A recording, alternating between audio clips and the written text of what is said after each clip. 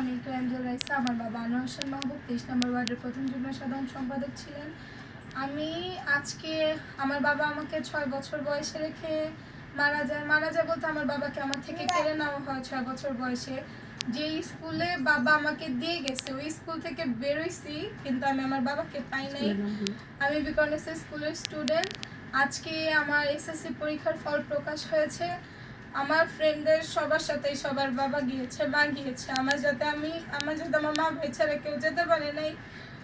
আমি আজকে সারাটা দিন নিজেকে অনেক একা মনে করছি, কিন্তু এখন একটা সময় আমি আসে দাঁড়িয়েছি যেখানে আমার মনে হচ্ছে যে না, আমি আমার বাবাকে নিয়ে গর্ব করি, আমি নিজেকে নিয়ে গর্ব করি যে তারেক রহমান স্যার আমাদের এত খোঁজ নেন। তার থেকে পাওয়া এই ফুলটা সামান্য ফুল না, সবার কাছে এটা ফুল হতে পারে, আমার কাছে এটা আমার জীবনের সবচেয়ে মূল্যবান একটা সম্পদ। হয়তো এই জিনিসটাকে কখনো আমি কোনোদিনও নষ্ট হইতে দিব। Thank you sir.